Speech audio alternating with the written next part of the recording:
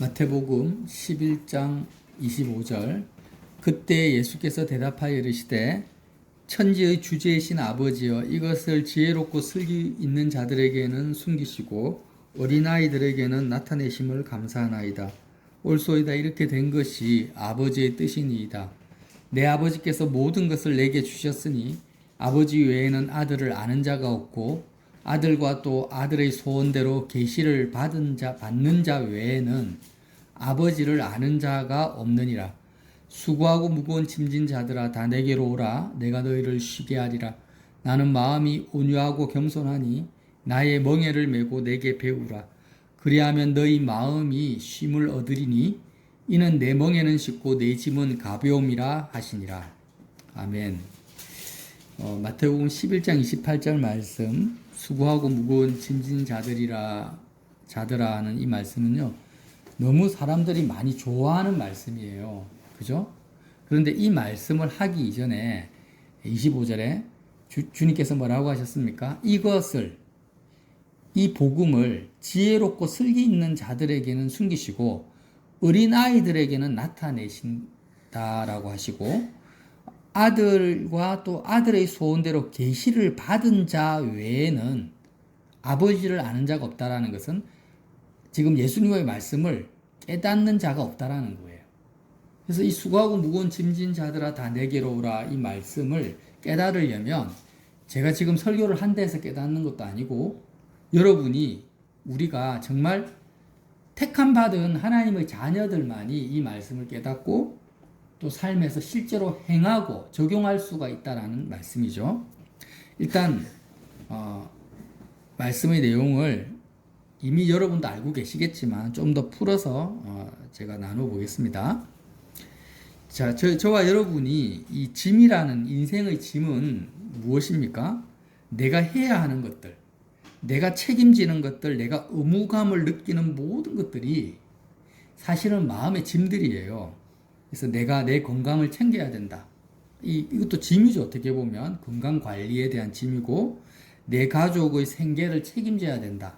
이것도 짐이 될 수 있고, 직장에서 내가 맡은 업무를 해야 되는 것, 부모가 자식을 챙기는 것, 자식이 부모를 섬기는 것, 또 여러 가지 공직자들은 국가에 대한 어떤 책임, 의무감, 모든 것이 이 세상을 살아가는 데 있어서 내가 느끼는 문제를 해결해야 된다라는 의식부터 시작해서 이 모든 것들이 다 짐입니다.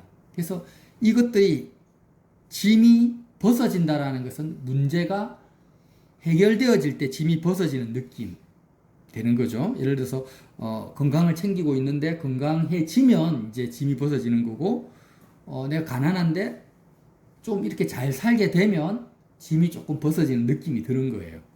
자, 이렇게 살아가는 인생들인데 왜 주님은 수고하고 무거운 짐이라고 말을 했습니까? 이 지구상의 그 어떤 사람도 인생이 주는 그 스트레스와 압박감과 중책, 그러니까 그 마음의 짐에서 온전히 벗어나는 사람이 단 한 명도 없다라는 거예요. 모든 인생들이. 우리가 보기에는 재벌들이나 권력자들이나 능력 있는 사람들은 참 능력이 많고 가진 것이 많으니까 좀 짐이 적을 거라고 생각하잖아요. 근데 전혀 그렇지가 않아요. 본인들 이야기를 들어보면 오히려 짐이 더 많다, 스트레스를 더 많이 받는다고 이야기를 해요. 그래서 자, 이 정도는 다 이제 제가 더 이상 이야기하지 않아도 다 아시겠죠? 우리 스스로가 지는 짐들이 있고 외부에서 강요해서 짊어지게 하는 것들이 있는데, 우리가 예수님을 믿는다라는 것은 뭐냐면, 예수님을 믿어서 어떤 이적과 기사를 행하는 것이 아닙니다. 주님을 믿어서 예배당을 짓고 선교하는 것들이 아닙니다. 예수님을 믿는다라는 본질적인 것은 이런 무거운 짐을 짊어지는 이 삶의 방식 자체를 바꾸는 겁니다. 다시 한번 말씀드릴게요. 삶의 방법, 삶의 방식을 바꾸지 않으면 예수님을 믿는 게 아니에요. 다시 말하면 여태까지 내가 수고하고 무거운 인생의 짐을 지고 살아왔다면 예수님을 믿는 게 아니죠. 그럼 예수님 뭐라고 하십니까? 다 내게로 와라. 내가 너희에게 주는 짐만을 짊어지고 내가 너희에게 주는 멍에는 어떻다고요? 나의 멍에는 쉽고 가볍다고 했어요. 내 멍에는 쉽고 내 짐은 가벼움이라. 그러니까 예수님이 나에게 주시는 그 짐만 내가 짊어지고 세상이 아니면 나 스스로가 짊어지는 모든 멍에를 다 벗어버리고 오직 주님이 주시는 멍에만을 짊어지고 가는 삶의 방법, 삶의 방식대로 사는 것이 뭐라고요? 예수님을 믿는 거라는 거예요. 많은 분들이 예배당을 출입하면서도 정말 세상의 많은 짐을 짊어지면서 그 짐을 가지고 와서 하나님께 좀 해결해 달라고 가지고 오지, 그 짐을 다 벗어버리는 사람은 없다. 많이 없다라는 거예요. 많이 없고 오직 예수님의 짐만을 짊어지고 살아가는 정말 예수님을 믿는 사람은 지극히 적다. 그래서 예수님 뭐라고 합니까? 지혜롭고 설기 있는 자들에게는 숨기시고 단순하게 예수님의 말씀을 받아들이는 어린아이들에게는 나타내심을 감사합니다. 이렇게 표현을 한 거예요. 자, 세상이 우리에게 짐을 주는 것 같죠. 또 내가 스트레스를 받는 것 같아요. 그런데 가만히 보십시오. 처음에 첫 단추가 나는 아무것도 안 했는데 세상이 일방적으로 나에게 짐을 주는 경우는 사실 많이 없어요. 짐을 짊어지는 과정을 한번 찾아보자는 거예요. 자, 사람은 마음에 항상 기쁨을 구합니다. 마음의 체험을 구해요. 그래서 젊은이들은 제일 원하는 것이 뭡니까? 두 가지. 내가 원하는 배우자와 결혼하는 것. 또 하나는 안정된 직장에 취업하는 거잖아요. 그래서 내가 정말 멋진 남자, 멋진 여자를 만나면 마음이 기쁠 것이다 라고 해서 내 눈에 보기에 좋은 사람을 만나서 기쁨을 구하기 위해서, 내 행복하기 위해서, 어떻게 보면 마음에 참된 안식을 얻기 위해서 어떻게 합니까? 결혼을 해요. 그죠? 결혼을 했는데 그 결혼 생활 자체가 평균적으로 보면 청년 때 혼자 살 때가 짐이 적습니까? 결혼하고 나서 짐이 적습니까? 혼자 있을 때가 훨씬 적죠. 결혼하면은 더 많은 짐을 짊어지는 거예요. 가정을 가지니까 또 결혼하면 자녀가 생기잖아요. 자녀 양육, 또 내 가정을 지켜야 된다. 그러니까 훨씬 더 많은 짐을 짊어져요. 왜? 처음에는 마음에 안식과 기쁨과 짐을 덜기 위해서 결혼을 했는데 결혼하고 나니까 더 많은 책임과 짐이 짊어져요. 그리고 직장도 마찬가지예요. 내가 혼자 있을 때는 좀 불안해요. 미래도 불안하니까 좀 더 안정된 삶을 위해서 직장을 구했는데 회사에 출근해서 어떻게 됩니까? 엄청난 스트레스를 받아요. 그 회사에서 직장 상사가 주는 그런 수많은 그 미션에 짓눌려 버려요. 그러니까 이런 식으로 인생이 전개되어져 가는 거예요. 자, 첫 단추가 뭐라고요? 이 세상에서 내가 지금보다 더 나은 삶, 더 쉬는, 안식하는 삶, 행복한 삶, 내 마음의 기쁨을 구하는 거예요. 이 세상 안에서. 그렇게 하는 그 동기가 결국에는 나에게 무엇을 가져줍니까? 더 많은 짐과 무거움과 스트레스를 가져다 주는 것이 모든 인생의 공통점이라는 거예요. 이해가 되시죠? 결국에는 내 마음이 어떤 기쁨을 얻기 위해서 무엇을 소유합니다. 아니면 소유를 하려고 합니다. 자, 내 마음이 어떤 기쁨, 평강을 얻기 위해서 뭔가를 소유했거나 소유를 하려고 하는 이것이 뭡니까? 모든 무거운 짐, 수고하고 무거운 짐의 출발점이라는 거예요. 시작점이라는 거예요. 그런데 왜 이것이 짐이 되느냐? 내가 이 땅에서 뭔가를 소유하려고 하는 것이 왜 나에게 인생에 수고하고 무거운 짐이 됩니까? 그 이유가 있다라는 거예요. 왜냐하면 하나님께서 이미 정해놓은 거예요. 무거운 짐이 될 수밖에 없도록 자연계의 자연 법칙이 있듯이 이 세상의 법칙을 정해놔 버렸어요. 사람들이 이걸 몰라요. 뭘 모르느냐? 이 세상에 있는 모든 것은 피조물이잖아요. 하나님은 조물주고. 피조물을 소유할 수가 없어요. 이게 자연 법칙이고 하나님의 주권입니다. 자, 여러분 이미 알고 있지만 나의 언어로 나의 가치관으로 우리가 이것을 내 것으로 흡수하는 것이 굉장히 중요합니다. 이 세상에 있는 모든 피조물은 하나님이 창조하셨기 때문에 모든 것은 다 하나님의 주권에 의해서 흘러가고 운영되고 생겨나고 소멸되게 되어 있어요. 그게 피조물의 숙명이에요. 그런데 인간도 피조물인데 인간이 어떻게 합니까? 피조물로서 피조물을 소유하려고 해요. 물질도 마찬가지고 자녀나 아내나 직장이나 국가나 다 마찬가지예요. 인간이 피조물로서 피조물을 소유해서 내가 기쁨을 얻고자 해요. 돈을 벌고 기쁨을 얻고 가정을 가져서 기쁨을 얻고 자식을 가져서 기쁨을 얻으려고 해요. 짐을 들려고 하는데 피조물이 피조물을 소유하거나 소유하려고 하는 것을 왜 짐이 되느냐? 원래 피조물은 조물주 대신 하나님의 주권에 의해서 생겨나고 소멸되고 움직이고 우리 머리털 하나도 하나님의 주권에 의해서 이게 운영되어지고 주장되어지지 피조물이 피조물을 어떻게 움직일 수가 없는 거예요. 조정할 수도 없고 소유할 수도 없고 내가 그것을 변화시킬 수도 없어요. 그러니까 자녀들을 부모가 변화시킬 수 있습니까? 없습니까? 없습니다. 자녀가 내 자녀라고 생각하고 내 소유라고 생각하고 자녀를 한번 바꿔보려고 하지만 부모 자녀이기 전에 피조물이기 때문에 하나님의 주권 아래 있기 때문에 내가 자녀를 절대 바꿀 수가 없어요. 변화시킬 수가 없는 거예요. 원래가 그래요. 원래가. 근데 사람들이 이걸 몰라요. 왜? 교만하니까. 하나님의 살아계심도 인정하지 않고 하나님의 주권을 내가 믿지 않기 때문에 자꾸 하나님 빼놓고 내가 뭔가를 할 수 있다고 생각하는 거예요. 여러분, 우리나라에서 가장 권력이 큰 사람이 대통령이잖아요. 우리가 역사를 우리 역대 대통령이 대통령 돼가지고 한 것이 뭐가 있습니까? 할 수 있을 거라고 생각하고 대통령이 됐지만 결국 할 수 있는 것이 없다라고만 계속 반복적으로 역사가 증명을 하는데 지금도 이재명 대통령께서 굉장히 애를 쓰고 수고를 합니다. 그렇게 하는 것에 대해서 제가 비판하는 것이 아니라 아무리 노력해도 결국에는 하나님의 주권에 의해서 한국이 흘러가는 거지 대통령이 열심히 일한 데서 대한민국이 바뀌는 게 아니에요. 그러면 이전에 뭐 전두환이나 노무현 대통령은 아주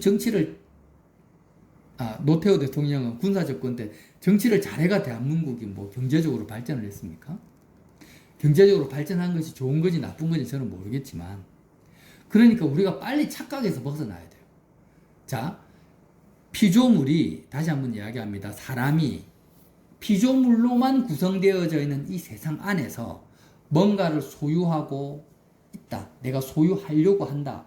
그리고 이 세상 안에서 기쁨을 얻으려고 하는 모든 것들이 왜 나에게 무거운 짐으로밖에 다가올 수 없는지에 대해서 제가 이제 장황하게 설명을 했습니다. 이 정도는 다 이해가 되시죠? 네. 그러니까 빨리 내가 마귀의 속임에서 벗어나야 돼요. 디모데전서 6장 10절에 이렇게 말합니다. 돈을 사랑함이 일만왕의 뿌리가 됨이니 이것을 탐하는 자들은 미혹을 받아 믿음에서 떠나 많은 근심으로서 자기를 찔렀도다.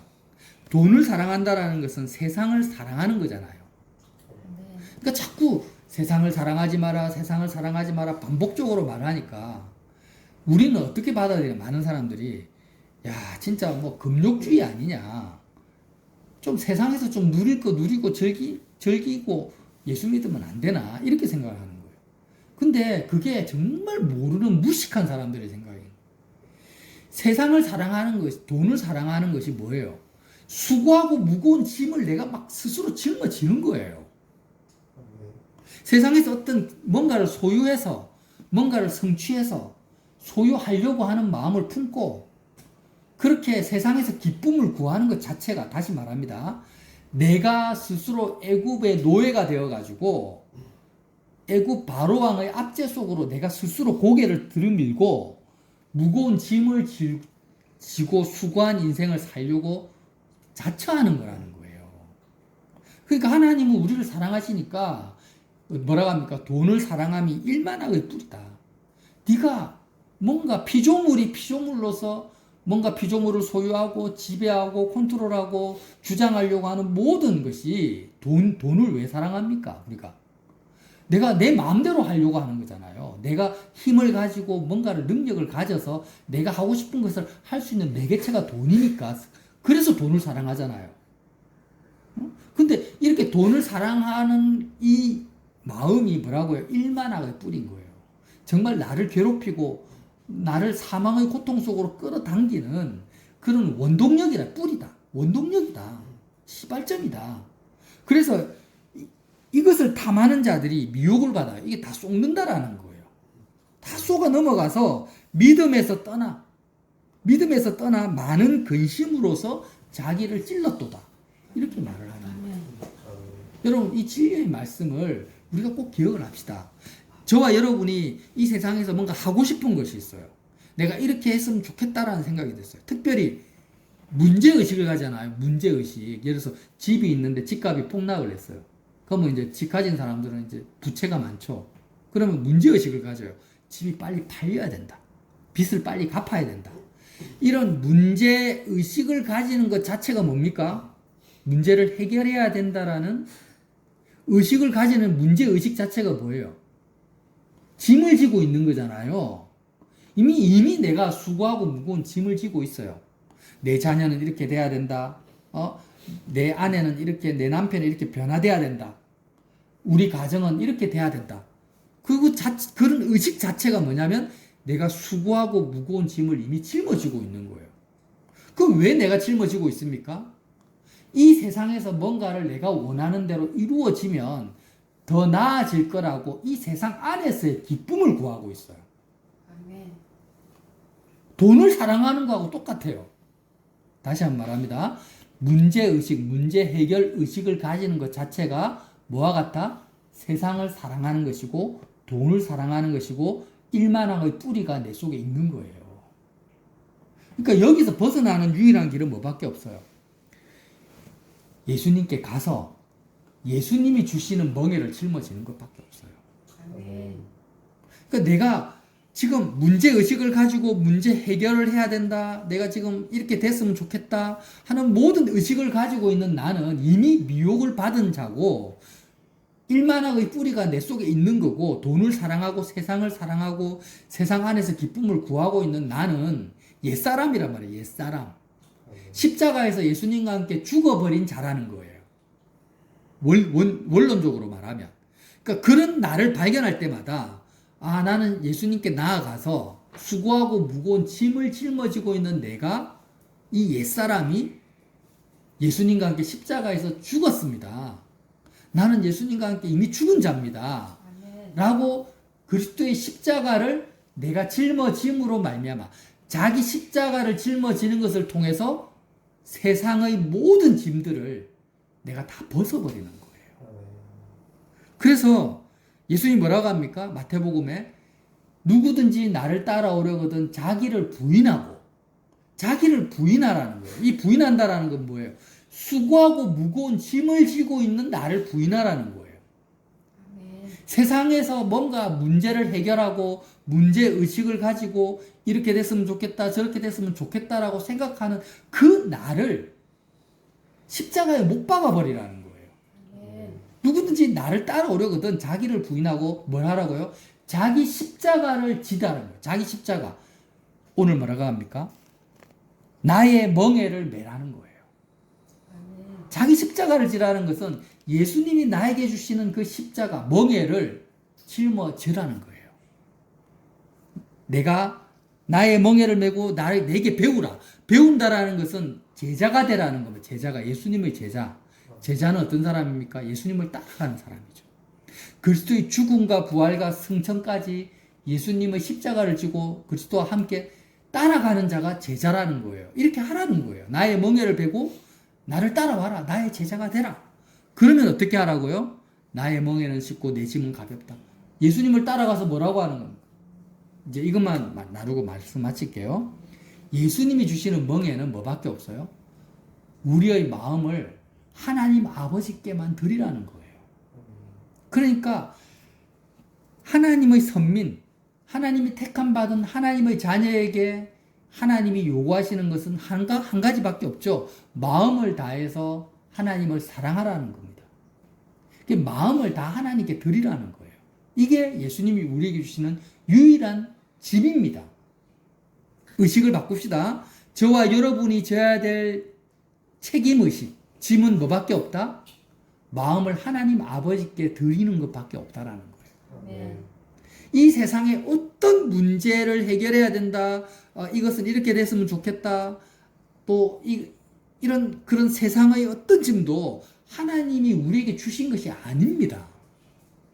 그러니까 사람들이 와서 야, 네 자녀가 지금 맨날 공부도 안 하고 놀고 먹고 있는데 어떡하냐? 부모로서 좀 어떻게 해봐야 안 되냐? 그거요, 어떻게 할 수가 없어요. 응?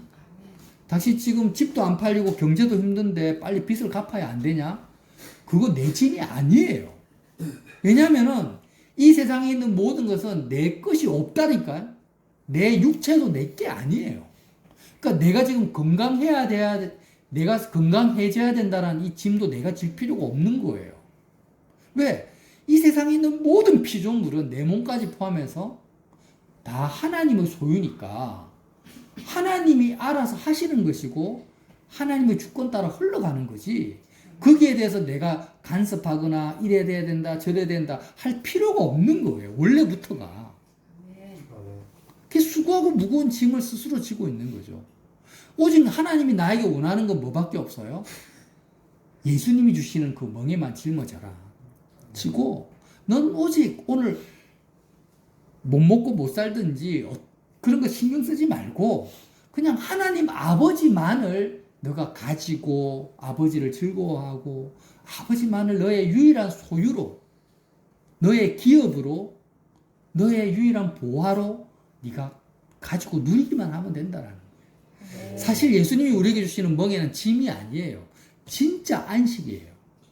진짜 자유함이고 안식이고 기쁨이고 정말 나의 영원한 소유라는 거예요. 내가요, 세상에 있는 모든 권력과 부귀영화를 다 가졌다 한들 결국 죽으면 다 끝나는 거 아닙니까? 그것이 어떻게 나의 소유가 될 수가 있습니까? 결국 하나님의 뜻대로 다 흘러가 버리는 것들이에요. 그러니까 결국 저와 여러분은요, 빨리 마귀가 주는 이 잘못된 세상의 그 세뇌에서 빨리 벗어나야 됩니다. 벗어나서 어떤 책임의식도 가질 필요가 없어요. 그러니까 이렇게 말씀을 나누면은 회피 아니냐, 망상 아니냐, 자기 체면 아니냐, 도망가는 거 아니냐 이렇게 생각하는데 그게 아닙니다. 회피나 망상이나 체면은요, 진리가 아니라 거짓말을 붙잡고 쫓아가는 사람들에게 해당되고, 저와 여러분은 진리, 정말 팩트, 살아계신 하나님을 믿는 믿음을 쫓아가는 거기 때문에 회피하는 것도 아니고 망상도 아니고 체면도 아니라는 거예요. 이것은 마귀의 거짓말에서 벗어나는 것이고 구원을 받는 것이고 참으로 참된 자유를 누리는 것입니다. 그래서 마귀가 끊임없이 우리를 미혹해요. 야, 네가 이렇게 되면 좋을 거 아니냐? 이렇게 되면 기쁨을 이렇게 해봐, 이렇게 해봐. 저렇게 하면 네가 마음에 기쁠 거야.